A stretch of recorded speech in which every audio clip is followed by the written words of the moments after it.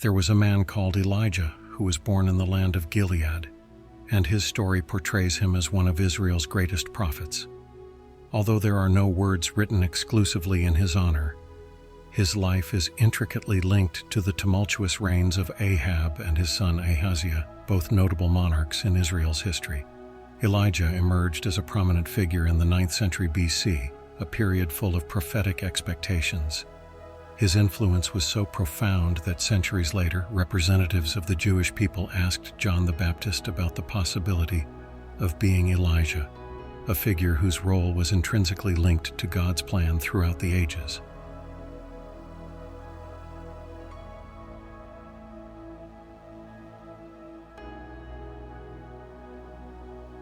Elijah's prophesied return before the great and terrible day of the Lord echoed in the Scriptures, as did his striking presence on the Mount of Transfiguration alongside Moses and the Lord himself.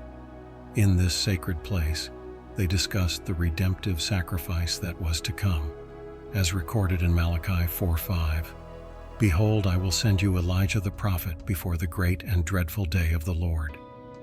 Despite his spiritual importance, little is known about Elijah's origin and family, only that he was from Gilead. We can therefore assume that his story began in Transjordan, to the entrance of Jezreel. This feat highlighted his exceptional physical condition, aligned with an extraordinary career full of miracles and mighty deeds. On one memorable occasion, Elijah stood dramatically and unexpectedly before King Ahab, whose fate was entirely linked to the words he had spoken after an audacious prediction. After this boldness, Elijah received divine guidance to hide by the brook Cherith, east of the Jordan, where he experienced supernatural provision, with ravens bringing him bread and meat every morning and evening. The brook Cherith, whose exact location remains shrouded in mystery, dried up by divine decree at a crucial moment. It was then that Elijah received a new instruction from heaven to go to the territory of Zarephath, in the heart of Sidon, where a widow would be commissioned to support him among the many needy. The choice fell on a widow, and Elijah didn't ask her to prepare a meal immediately. Instead, he made a seemingly unusual request. "Bake a small cake for me first, and bring it to me, and then bake some for yourself and your son." According to divine providence, the flour and oil she had would not run out until the drought was over. The narrative takes us back to more distant events. When Elijah arrived in Zarephath, he came across a widow who had meager supplies of flour and oil, on the verge of despair. Understandably, she doubted the prophet's initial request, fearing that it would lead to the death of her son.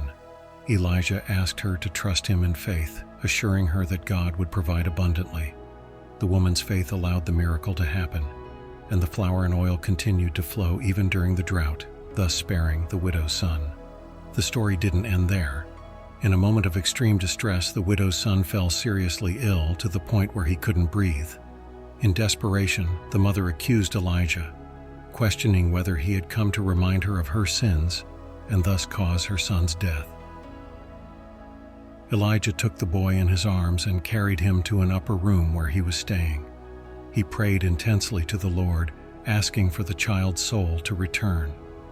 After 3 fervent cries, the Lord listened, and the boy revived and was returned to his mother's arms. In an act of recognition of the divine intervention, the woman exclaimed, "Elijah, now I know that you are a man of God, and that the word of the Lord in your mouth is true." This story illustrates the deep faith and direct connection with God that Elijah demonstrated, showing that God always honors the trust placed in him. However, Elijah's journey was far from over. The culmination of his narrative led him to Mount Carmel, a place where the fate of a nation would be sealed. The confrontation, recorded in the first book of Kings, chapter 18, took place after a period of 3 years. The word of the Lord came to Elijah, instructing him to stand before Ahab, king of Israel.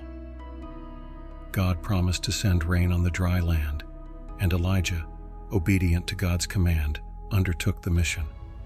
However, a great famine struck Samaria, prompting Ahab to summon Obadiah, a man who feared God and served in his household. Obadiah had a deep fear of the Lord, and while Jezebel was persecuting and killing the Lord's prophets, he acted courageously. Obadiah hid 50 prophets in a cave, providing them with bread and water to protect them from the queen's wrath. As the situation worsened, Ahab and Obadiah decided to explore the land in search of pastures to keep their cattle alive and avoid losses. Ahab went in one direction and Obadiah in another. While on his journey, Obadiah had a surprising encounter with Elijah, the feared and sought-after prophet. Recognizing him as God's messenger, Obadiah fell to his knees in reverence and asked if he was the master Elijah. Elijah calmly assured Obadiah that he would inform Ahab about the meeting and his presence. However, Obadiah expressed concern, fearing that by doing so, he might be killed. He explained that, in his youth, he had feared the Lord and had taken steps to protect God's prophets from Jezebel, hiding them in a cave and looking after them. Now he was apprehensive, fearing the king's wrath. Elijah's narrative unfolds with increasing tension, preparing the ground for the epic challenge on Mount Carmel, where faith, courage, and the power of God would be put to the test in a confrontation that would go down in history as one of unshakable determination. Elijah confronted King Ahab, who accused him of being a troublemaker in Israel. Elijah, for his part, responded with courage, accusing the king and his family of abandoning the Lord's commandments in favor of idols. He then proposed an epic challenge that would change the course of history, asking Ahab to gather all the people of Israel to Mount Carmel, including the 450 prophets of Baal and the 400 prophets of Asherah who ate at the table of Jezebel, the ruthless queen.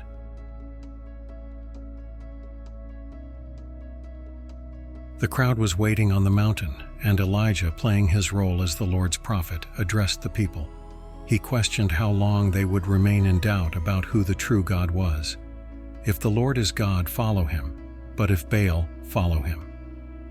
Elijah's words rang out, but the people remained silent with no response. Faced with this hesitation, Elijah proposed a challenge to demonstrate who the true God was. 2. He suggested that 2 bulls be chosen, one for the prophets of Baal and one for himself, the prophet of the Lord. The bulls would be prepared on wood but without fire. Each group would call on the name of their god, and the one who responded with fire would be recognized as the supreme God. The people agreed, and Elijah gave the prophets of Baal the opportunity to begin. They chose the bull, prepared it, and fervently invoked Baal's name. But there was no divine response. Observing the scene, Elijah couldn't help but mock, suggesting that perhaps their God was distracted or even asleep. Faced with the prophets' despair, they began to cut themselves with knives and spears, causing blood to flow in their frenzied ritual. But still there was no divine response. The day passed and despair overtook the prophets of Baal, but the silence persisted and God did not respond. Determined to show the power of the true God, Elijah gathered the people around him. First, he repaired the altar of the Lord, which was broken and neglected. Using 12 stones to represent the tribes of Israel, Elijah built a new altar in the name of the Lord. Around the altar, he dug a trench large enough to contain 2 seeds. Elijah placed the prepared bull on the altar and, to intensify the challenge, ordered 4 jugs of water to be poured over the burnt offering and the wood. The people obeyed, and the water flowed around the altar, filling the ditch. This process was repeated 3 times, completely saturating the altar and making conventional ignition impossible. It was then time for the evening sacrifice. With unwavering confidence, Elijah approached the altar and cried out, "Lord God of Abraham, Isaac, and Israel, let it be known this day that you are God in Israel and that I am your servant." He pleaded fervently with God, and in answer to his prayer, divine fire came down from heaven, consuming the burnt offering, the wood, the stones, and even the water in the ditch. It was an undeniable revelation of divinity. Faced with this miracle, the people who had previously been hesitant prostrated themselves in reverence, exclaiming that the Lord is God. Trust and certainty in God were restored in their hearts. Elijah, fulfilling his role as a prophet, ordered the prophets of Baal to be captured and none of them escaped. He then instructed King Ahab to prepare for the rain. The sky darkened with clouds, the wind increased, and a heavy rain fell, fulfilling God's promise to send the long-awaited rain to the dry land. As the rain began to fall, Elijah, invigorated by the hand of the Lord, tightened his loins and, with supernatural determination, ran ahead of Ahab to the entrance of Jezreel. It was a moment of triumph and celebration of the faithfulness of the God of Israel, who responded to the cry of his servant and demonstrated his power in a magnificent way. After the miracle on Mount Carmel and the arrival of the rain, the news reached Jezebel, the wicked and ungodly queen, who was furious at Elijah's actions. Vowing revenge, she sent a messenger with a death threat. Frightened, Elijah fled for his life, leaving his servant behind and embarking on a long journey. During this journey, he reached a point of exhaustion and despair, feeling overwhelmed by fear and weariness, to the point of wishing for death. Lying under a broom tree, Elijah prayed fervently, asking God to take his life. While he was resting, an angel of the Lord touched him gently and brought him food and water. Encouraged by the angel, Elijah was urged to eat and drink, for the journey ahead would be long and challenging. The prophet obeyed, strengthened by divine sustenance, walking for 40 days and 40 nights until he reached Mount Horeb, the mountain of God.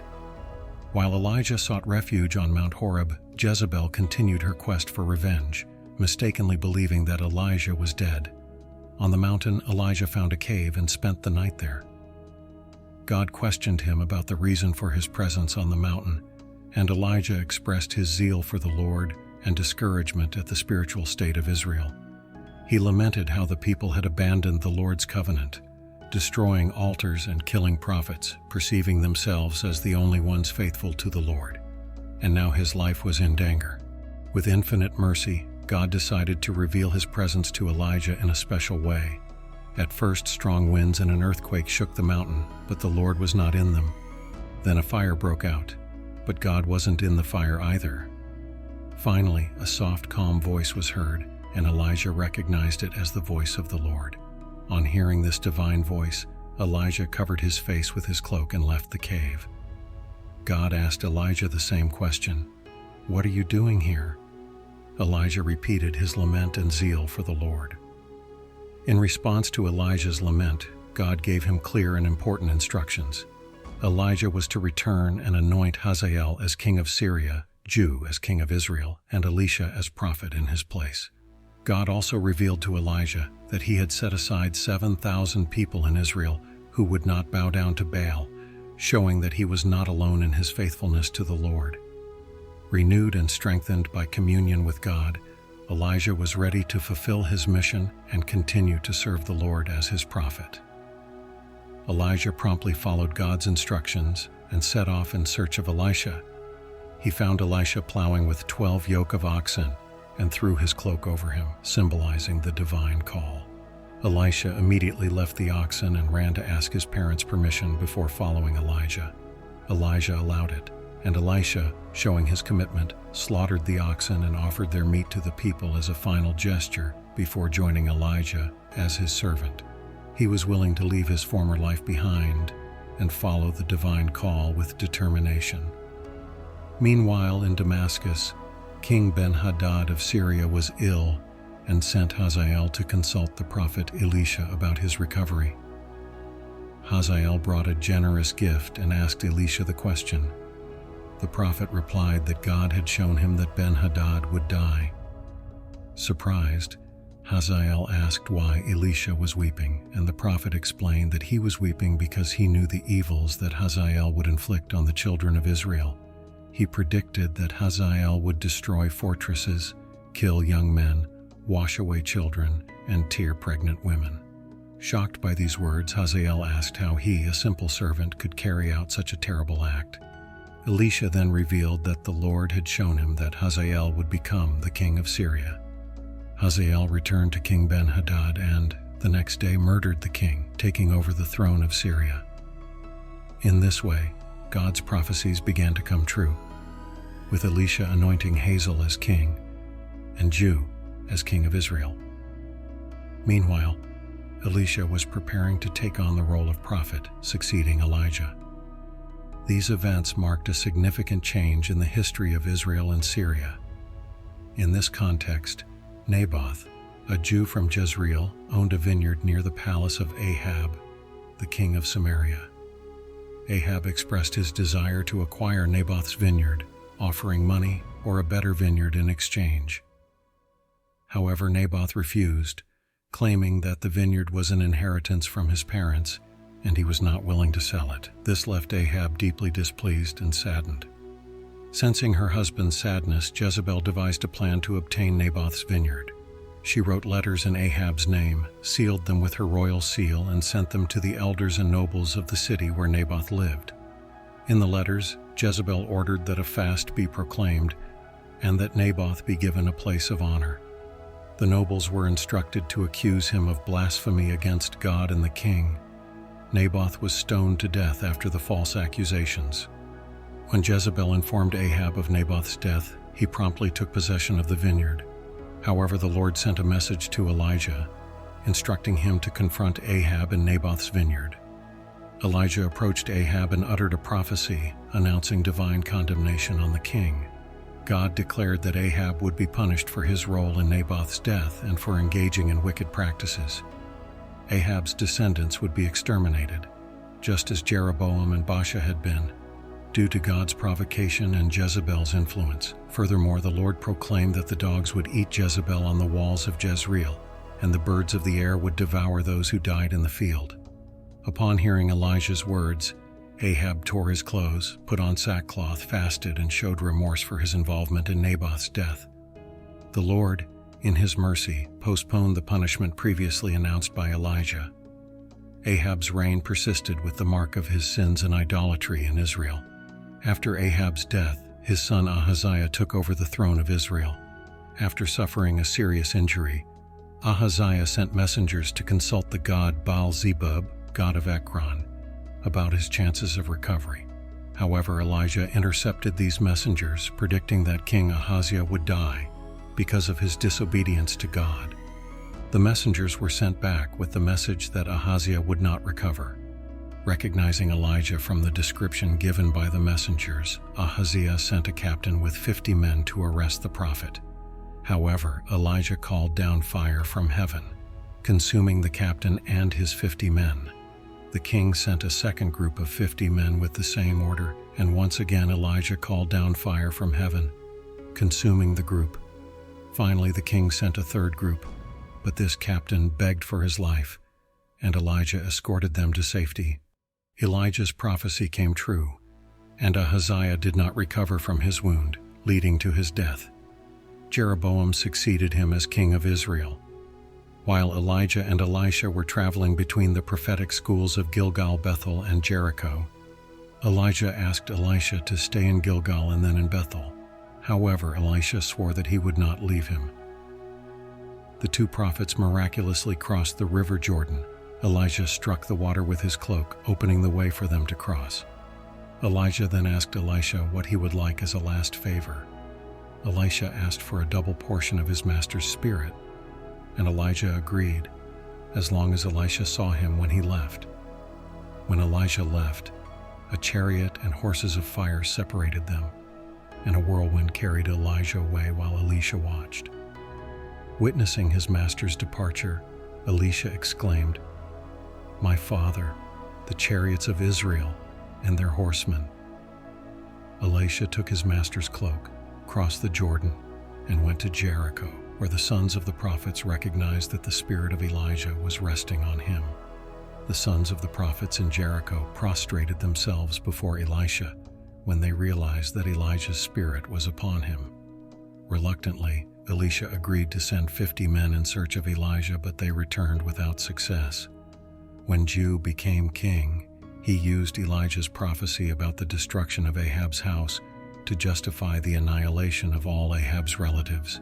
He killed all the remaining members of Ahab's house in Jezreel, including leaders, priests, and close acquaintances. Jehu left for Samaria, where he found the brothers of Ahaziah, king of Judah, who were captured and killed. Later, Jehu met Jonadab, son of Rechab, and invited him to join him. They shared a zeal for the Lord, and Jehu drove Elijah in his chariot. When he arrived in Samaria, Jehu continued to do the Lord's will, wiping out all traces of Ahab, according to the divine word given to Elijah. When Jehoram, son of Jehoshaphat, erected idolatrous altars and turned Judah away from God, Elijah sent him a prophetic letter, warning of the imminent catastrophe due to apostasy, as recorded in 2 Chronicles 21:12. Elijah's life was characterized by the conflict between the worship of the Lord and the religion of Baal. During his time, many in Israel worshipped Baal, with Malarti being the prominent deity. King Ahab of Israel married Jezebel, daughter of Ethbaal, king of Tyre and Sidon, and she persecuted the prophets of the Lord, promoting Baal worship in Israel. The drought during Elijah's ministry highlighted Baal's impotence as the supposed deity of nature, while Elijah, through divine providence, demonstrated God's ability to take care of his people, even in the midst of crisis. The confrontation on Mount Carmel resulted in a national decision in Israel, and Elijah's subsequent flight led him to the site of an earlier revelation on Mount Horeb. The encounter between Ahaziah and Elijah showed that there was a God in Israel superior to Baal-zebub, the god of Ekron. Throughout his life, Elijah was a man of God, a prophet and spokesman for the true God, testifying to the power of the one true God. Later in the scriptures, Elijah is mentioned in Malachi 4:5, prophesying his return before the day of the Lord, a prophecy with fulfillment in the New Testament and in the future. The angel of the Lord also announced to Zechariah that John the Baptist, his son, would go before the Lord in the spirit and power of Elijah, with the mission of converting hearts and reconciling fathers and children, preparing a people for the Lord, according to Luke 1:17. Although John denied being Elijah, Jesus referred to him as the Elijah who was to come in John 1:21-25. When asked about John the Baptist, Jesus identified him as the Elijah who was to come, indicating that, if they accepted him, he would be Elijah. In Matthew 17:10-13, Jesus stated that Elijah had already come in John the Baptist, but the people didn't recognize him. In addition, Jesus was also considered by some Jews to be Elijah, as mentioned in Matthew 16:14 and Mark 6:5, when they speculated about his identity. Some people claimed that Jesus was the resurrected John the Baptist. Others said he was Elijah, and there were those who compared him to Jeremiah or some other prophet from the past. During his ministry, Jesus referred to Elijah's reception by the widow of Zarephath and the remarkable faith in Israel as notable examples, Luke 4:24-26. Elijah also played a role in the Transfiguration scene, where he and Moses talked with Jesus on the Mount of Transfiguration, and Peter suggested building tents for Jesus, Moses, and Elijah, Mark 9:5. At a crucial moment on the cross, Jesus cried out to God with the words, "Eli, Eli, lama sabachthani," interpreted as, my God, why have you forsaken me?" Matthew 27:46, Mark 15:34. Some witnesses mistook these words as a reference to Elijah, suggesting that Elijah might come to save him. The Apostle Paul, in defending the principle of a remnant in Israel, mentioned the 7,000 faithful worshippers in Elijah's time, highlighting their unwavering devotion to the Lord and their courage in the midst of opposition. Elijah, though human, proved courageous in facing the hostility of the king and the opposition of the priests of Baal. Elijah's story also reveals his flight in the face of Jezebel's vengeful threats, showing a combination of zealous bravery and human fallibility. This man of God, in his humanity, demonstrated the power of prayer. Elijah, a devout patriot and enthusiastic religious leader, was an example of faith, courage, and an understanding of the power of prayer in his journey of service to God and the people of Israel, James 5:17-18. May Elijah's example inspire perseverance, fervent prayer, and firmness in the face of adversity. Just as the 7,000 believers were a remnant who lived according to God's will, may we also seek to live according to God's will in our lives. May Elijah's story be a source of encouragement in our journey of faith and service to God. Thank you for following, and God bless you all.